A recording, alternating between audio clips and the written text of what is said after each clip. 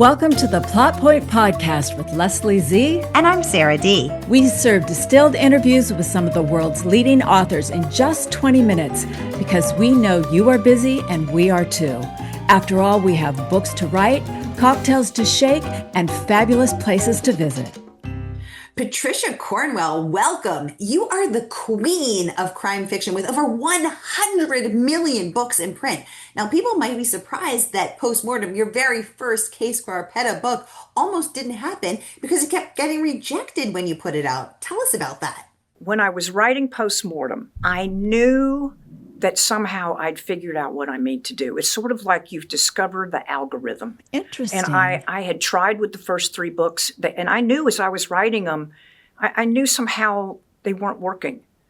And because I was trying to use a traditional system of plotting. You know, the whole thing with murder mysteries is the DNA of a murder mystery is very necessary contrivance.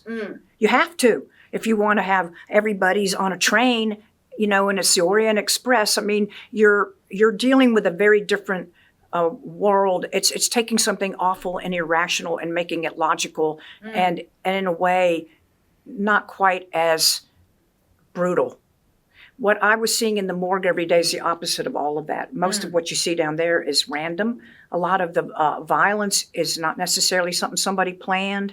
You know, maybe they break in just because they need more cocaine and they're going to, you know, burglarize. But then somebody walks in and now it's turned into something else. So these are the kind of awful things that I was seeing. And I'm like, how do I do this? Where it's a thriller, but yet I am showing you what I really see. Because if I'm going to write this from Scarpetta's point of view, I'm not going to give you a bunch of baloney. I'm sorry. I'm going to lay it out there, baby. I'm going to show you what it's like in there. You want to know? I'll show you the morgue. It is not a quiet, reverent place. It is like a body shop. There is banging and clanging and thumping and thudding and wheels clattering and people talking at the top of their voices because the water in the sink sounds like kettle drums.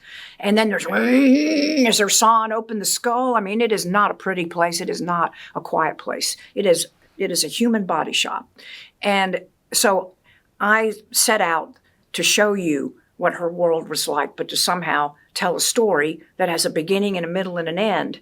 And so I felt like it was working with Postmortem, and it was brutal when I started getting the rejection notes. In fact, one of them was that lady who'd given me the advice. No! She didn't read it, I don't think. She thought it was a remake of my last book. No! And so this is what was happening, is people weren't even looking anymore. And then, now I realize this is over. If people don't like this, I can't, there's nothing else I can do. So I started going back. I started going to newspapers and interviewing to see if I could get a job. And I went to the Washington Post, and I'll never forget, the guy said, "We don't have a morgue beat." He said, "You have been at the morgue longer than you were a reporter." And it was true. So I couldn't get hired as a journalist by anybody either. So I was taking the train home, and it was January of 1989. I remember it was really cold. And I got home to my cheap little apartment, you know, where I was now separated. My husband had left. So, you know, and so I was like, basically, I had a desk and a TV and not much else. And I walked in and I heard the beeping of the answering machine, something most people don't know anymore. Was the agent I had who said, Scribners may take your book. Not even a yes, but a may.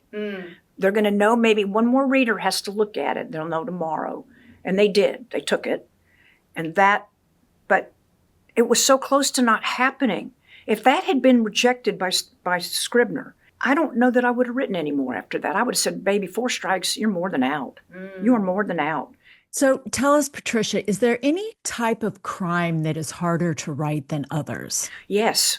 Tell us. I find shootings hard to write about, and I almost never do. Why do you think Because they're not interesting.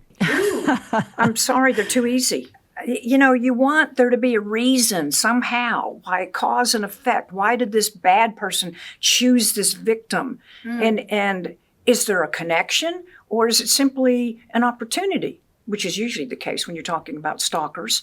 But I get into all of that. I want to know, like, if you're going to do the bad thing to me, at least think about it. Don't just shoot me because I happen to be walking by in the street. That's not a murder mystery. That's just a random act of senseless, ignorant violence. And I don't write about that. It makes me angry to even think about it. The funny thing is, as I get older, I now try to kill people as mercifully as possible. That's really nice of you, Patricia. I mean, I do. I don't want them to suffer. They just have to go bye-bye because of what I need to do. Yeah. But I don't want to write about real extreme cruelty. Yes. And some of I was actually much more graphic, I think, about that years ago than I am now. It bothers me more. You know, it bothers me too. And I think it's because the world is harsher now. So when I felt safer in the world, it felt okay to be a little more violent on the page. But now that the world feels so powerless and precarious, I think I need to feel that safety on the page. Well, it's interesting you say that because all of these things shape what people's tastes are. And I predict that in this world of growing remoteness, of being in the ether of the internet, and now artificial intelligence, which is and then robots, because it's not only coming, it's here. Yeah. And it's impacting our lives even as we speak, and even if we don't know it. But I think it's going to cause people to want to gather more, to go to little bookstores, to read a story that takes them away from all of this, but doesn't necessarily set it 20 or 30 years earlier so that you avoid the technologies that we teach people how to live with them, and that you can still have your Italian cooking, and yet there's an avatar or a hologram might be floating outside your house. Exactly. But I think what people love about murder mysteries is what R.L. Stine described last week as the safe scaries. So you want to be scared, you want to solve a murder mystery, but ultimately, while you're doing that, you also still want to feel safe at home in the pages. Well, I think there's a lot of things going on that are very fundamental to human nature about why we are drawn to all this. For one thing, most of all, it's part of our survival instinct. Yes. We want to know what killed somebody so it doesn't happen to us. Yes. Whether it's a shark or a bullet or a knife or, what's the first thing we do? Well, what was she doing there? Right. Because we can't help it. We want to make it the person's fault because if they hadn't have done that, that wouldn't have happened, and I wouldn't have done that. You've got to feed into the human nature that causes people to want to read these things, and survival instinct, and people like to solve something. They want to feel they can. Can you talk about changing your point of view from first person to third person? Yes, that's what we call the nerdy technical question that only another writer would know enough to ask. But it's a very good question. When I did the Jack the Ripper book, which obviously was not going to be told from the first-person point of view because that was a nonfiction historical account, I thought, maybe I should try writing Scarpetta that way because, then I can show you what everybody's doing. And I don't get trapped in her head all the time because it's hard being trapped in her head. It is. I mean, it really is. Sometimes I want to see something that she won't let me see. So I tried that, and I did it for a number of Scarpetta books. And I found out 3 or 4 in that a lot of my readers didn't like it. And I wish someone had told me sooner. I didn't know that. And I didn't know why they didn't like it, but they didn't like it. Yeah. And so I went back to the first person point of view. I learned from it, came from one thing a fan said. A fan said, when I read Scarpetta, she makes me feel smart. Interesting. Because she becomes Scarpetta. And see, first person point of view, she's never leaving the room. She's always in the building with you.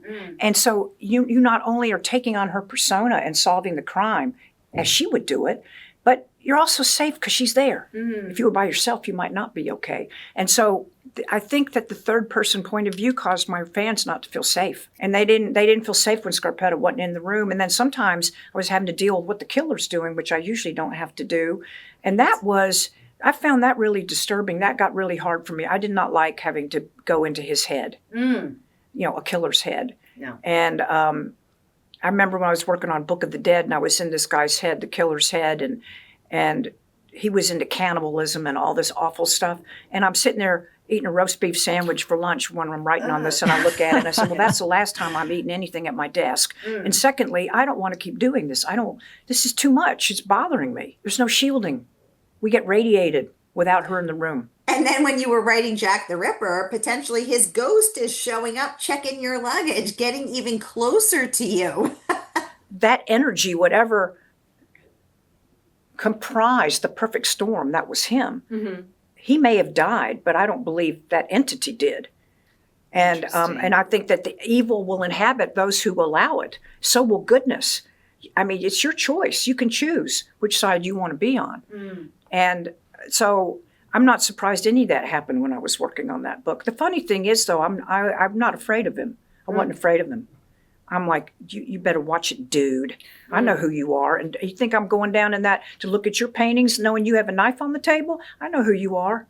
I just gave it right back. It's like, you don't like it? Watch what happens when I write the revision, a-hole. Oh my God, I love you. Well, from being rejected for the first 3 books way before Scarpetta to then Postmortem getting published and winning every single award out there, to then going on to sell 100 million books, and now on screen in March with an Amazon Prime series led by Nicole Kidman and Jamie Lee Curtis. What an incredible journey. I've been extremely fortunate, and I will never stop being grateful because I've been on both sides.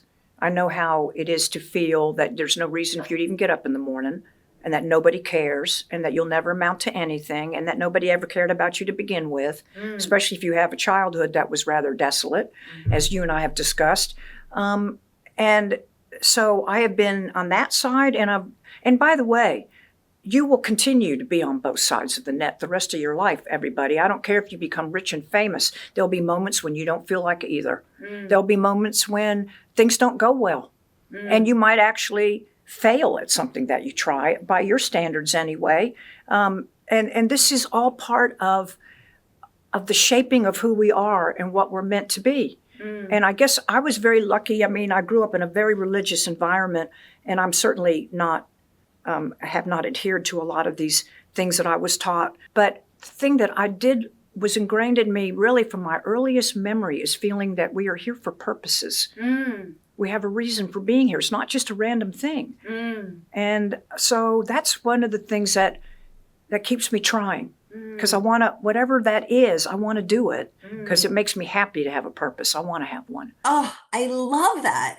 And you had shared that when you write, you feel that you are a conduit channeling these books, which is exactly how I feel and what I always say about my own writing. Can you tell us a little more about that? I don't do outlines. I don't have index cards. I have research notebooks, but I don't have notebooks where I meticulously engineer exactly what my book is going to be. I wish I could do that because I could write them so much faster, but I'm not able to do that. And for me, it's best I don't because I'm not sure what the story is. And I want to be open to telling what somehow it's meant to be told, whatever that is. And so I try to keep open. And my goal is to work the case with the characters. And they don't know what's happened in the beginning, so why should I? Sometimes I don't know till really close to the end who did it. I might have certain people I think might have done it, but I'm not sure yet. And she's not sure yet. We usually figure it out about the same time. It sounds weird, but it causes there to be an energy in the story that might not be there otherwise because I'm curious. Curiosity is what drives all of this, isn't it? If people aren't curious, they're not going to wade through a 300-something page book. At the same time, though, you are writing this world that you have created, writing this woman that you have created. So if you're channeling, where do you think the story is coming from? Yeah, I mean, I don't know. But I'll give you a weird example. I mean, when I finished Sharp Force, I was early. And so I had a little time on my hands, and there'd been some thought about making a TV show based on my life. And somebody, I'd read something, an effort in this direction, and I did not recognize the person that was supposed to be me. And I realized, nobody has anything they can read about my background. They don't know my history. How's someone going to do this? So I thought, I'll just write like a treatment of a bio to give people some facts about my life. Well, next thing you know, I was writing my memoir. And I tell you, I felt like I had my finger in a wall socket. I don't know where it came from. It just whoosh. This whole 500-page book came out of me. If it tells you anything, I started it in January. It will be out in May, and I've been done with it for a while. But it wanted to be told. I didn't even want to do it. And so I don't understand the mysticism of all of this, but it also gives you humility because you don't say, well, I am so special that I wrote this great story. Well, I feel I'm special that I was privileged to get to tell this great story and that it was given to me and not somebody else. That's how I look at it. And that's why I tell people, go into your cockpit with an open mind. And don't always think you know what you're going to find. When you take off in a helicopter, if you already know what you're looking for, well, you might run into something that you didn't expect was there. Maybe just look out the windshield and not have any preconceived idea about what you might see. Oh, I love that, Patricia. I love that. The humble scribe. Yes, because I feel myself to be a humble scribe. And when I sit down at my desk, I state aloud to the energy that is the story that I am honored to be here and that I am willing to serve. And I ask that the story flow through me, through my head, through my heart, out my hands, and onto the page. Yes, and also you do it in other ways with your podcast, and you do it with all the stuff you do to support the book world and authors, and that is like your mission. And I mean, you are like an ambassador that goes out into that field and makes a difference, and which is a really nice thing for all of us to have you doing that, by the way. And I, for one, want to say thank you. Okay, now I'm going to cry. Patricia Cornwell making me cry. Oh my God. Thank you for those wonderfully incredible, kind words. Thank you so much. You're unselfish, and I don't come across that in life very much anymore. Sorry to say, we're so much into the social media that everybody's got to impress everybody, and people forget that the greatest joy you'll ever have is when you really make a difference for somebody else and not just for yourself. You know, like you can help somebody. Yes. I ask myself every day, how may I serve? Who can I help? What doors can I open? What levers can I pull? What seat can I pull up to the table? Who can I help today? You might, maybe you're not from here. I don't know. I'm suspicious, aren't you? I am suspicious now. Oh boy, she probably speaks Martian, doesn't she? I know. I do speak Russian. Well, see, now I know for sure. And you're taking Italian, I believe. Yes. So you and Scarpetta can speak in Italian while I just pretend I understand it. I look forward to that. Patricia, what advice would you, at this incredible stratospheric level of success that you have achieved, give as advice to the Patricia Cornwell sitting back there in the morgue, trying to write her first book, trying to get published, getting rejected, and offer as well to the rest of us who are still trying, who are still struggling, who may still just be dreaming of a book to write? The first thing I would say is if you are working in a certain environment and you're trying to write a book and it's not working, the first thing I might say is maybe you're not ready yet. But the only way you get ready is to keep trying. You will never be good at anything unless you're willing to be bad at it first. But you won't get good at it if you don't try. And trying is painful. I still hit the delete key quite often. I'll look at a sentence and I go, did you really just write that? Because that is like really sucky. Bad. That doesn't even make sense. You know, I've had that happen a number of times. Or a paragraph, and I go, why do I even have that there? Get rid of it. You know, we're always doing this. We're learning. We're self-editing, self-fixing, self-programming.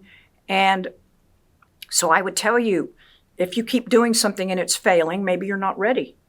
Maybe there's something you haven't learned yet that you still have to learn, but don't stop trying if you feel like doing it. If you're doing it, if you tell me you're doing it because you want to be a best-selling author, then the Gong Show is going to start. No.